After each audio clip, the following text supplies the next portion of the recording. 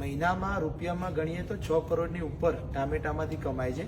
Hello friends, હું સાગર પટેલ અને હું અહીંયા ઓસ્ટ્રેલિયાના ગ્રિફિથમાં આવ્યો છું અને મારા પરમ મિત્ર રિપલભાઈ ફરી પાછા મને ખેતરોની વિઝિટ કરવા માટે લઈને આવ્યા છે. આજે અમે ટામેટાના ખેતરમાં આવ્યા છીએ અને આપણા બધા માટે ગૌરવની વાત એ કહેવાય કે આપણા ગુજરાતના બેન એ આખું ટામેટાનું ખેતર એ જાતે પોતે હેન્ડલ કરી રહ્યા છે અને આપણે એમને બધાને વિઝિટ કરાવશે. તો એક નારી શક્તિ જે શું કરી શકે છે આવો હું તમને બતાવું. આજે સુંદર મજાનું આ ટામેટાનું ખેતર આવો.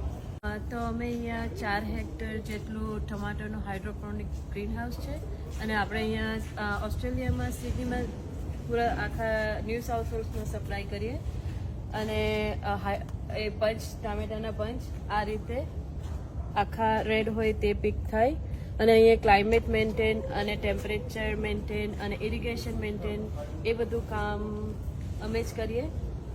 તો આ જે ટામેટાની ખેતી છે તે આખા વર્ષની હોય છે, એટલે આ એક પ્લાન્ટ આખા વર્ષ સુધી ફ્રૂટ આપે. આ ખેતીમાં આપણે માટીનો યુઝ નથી કરતા. અહીંયા રોકવુલ સ્લેબ આ જે છે તેની અંદર જ થાય છે ખેતી અને ગ્રાફ્ટેડ પ્લાન્ટ યુઝ કરીએ છીએ, એટલે એમાં વધારે ડિસીઝ કે ઇન્સેક્ટની પ્રોબ્લેમ નથી હોતી. અને અહીંયા પાણીનું ઇરિગેશનનું મેન્ટેન ટેમ્પરેચરના હિસાબે થાય અને કંટ્રોલ પણ એના હિસાબે થાય. તો આપણે હવે આ આખી ટામેટાની વાડી જોઈશું અને અહીંયા જ ટામેટા ઉગે છે અને અહીંયા જ પેક થાય છે અને અહીંયાથી જ આખા ઓસ્ટ્રેલિયામાં જતા હોય છે. એટલે મને ખૂબ જ ગૌરવ લાગ્યું કે આપણી ગુજરાતની નારી શક્તિ અહીંયા આવીને પણ આટલું સુંદર મજાનું ખેતીનું કામ કરી શકતી હોય તો આપણા ગુજરાત માટે બીજી ગૌરવની વાત ન હોય. તો મને ખૂબ જ આનંદ થયો બેનને મળીને અને અહીંયા ટામેટાનું ફાર્મ જોઈને. આવો તમને આખા ટામેટાના ફાર્મની વિઝિટ કરાવીએ.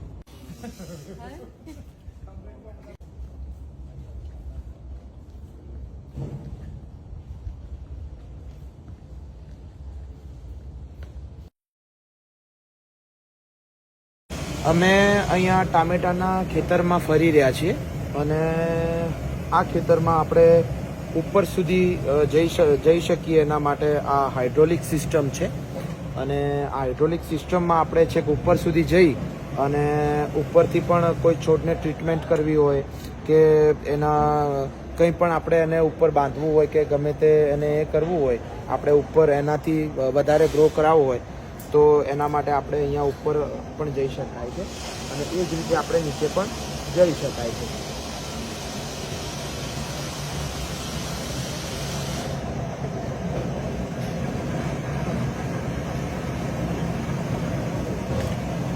એ રીતે ડિસાઈડ કરે અને દર વીકે પ્લાન્ટ તમારો વધે તો તમારે આ રીતે ઉતારવાનું થાય, ખેંચવાનું થાય. આ બધી જોબ એ આપણી બધી ગુજરાતી છોકરીઓ જ કરે.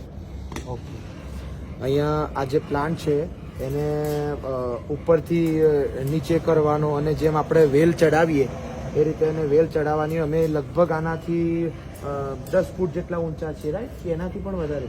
10 ફૂટ. ઓકે, 10 થી 12 ફૂટ જેટલા ઊંચા છીએ. આ મશીન ઉપર ઊભા છીએ અને અહીંયા મોસ્ટ બેનનું એવું કહેવું છે કે આપણી ગુજરાતી છોકરીઓ અહીંયા કામ કરે છે અને પોતે જાતે બેન આટલું મોટું ફાર્મ પણ સંભાળે છે અને આપણી ગુજરાતી છોકરીઓને અહીંયા એ રોજગાર પણ આપે છે. એટલે ગુજરાત માટે ખૂબ જ ગૌરવની વાત છે. અમે હવે નીચે જઈએ છીએ.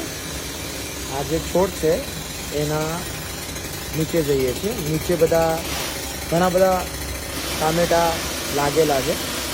આપણે જોઈએ ઉપર આ રીતે હજુ નાના નાના છે પણ જેમ નીચે જઈશું એમ તમને પાકેલા ટામેટા જોવા મળશે.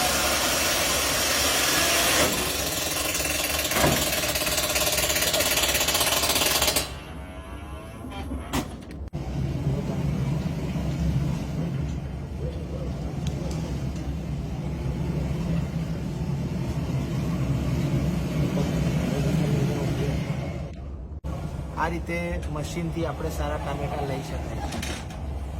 જેટલા પણ પાકેલા ટામેટા હોય એ આપણે આ રીતે લેતા હોય છે. આ બધા સારા ટામેટા છે. બીજા જે આ છે એ બધા હવે થોડાક દિવસમાં પાકી જશે.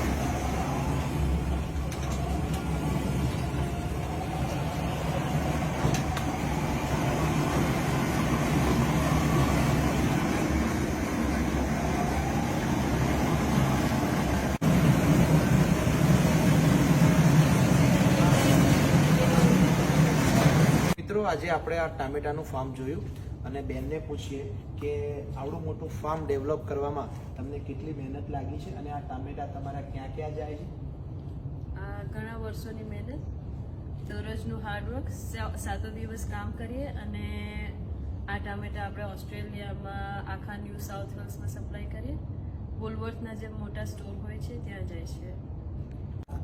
બેનનું એવું કહેવું છે કે આખા ઓસ્ટ્રેલિયામાં સારા ખેડૂતોમાં એમની ગણના પણ થાય છે, એટલે બેનનું હાર્ડવર્ક એ એમની સફળતા સુધી એમને લઈ ગયું છે. તો તમે સારી સિઝનમાં, ટામેટાની સારી સિઝનમાં એક મહિનામાં કેટલી ઇન્કમ મેળવો છો? મહિનામાં રૂપિયામાં ગણીએ તો 6 કરોડની ઉપર. વાહ! મહિનામાં રૂપિયામાં ગણીએ તો 6 કરોડની ઉપર ટામેટામાંથી કમાય છે. તો તમે બધા આવો તો ચોક્કસથી આ ગ્રિફિથમાં આ ટામેટાના ફાર્મની વિઝિટ લેજો, ટામેટાના ખેતરની વિઝિટ લેજો. મળીએ. જય માતાજી. જય માતાજી.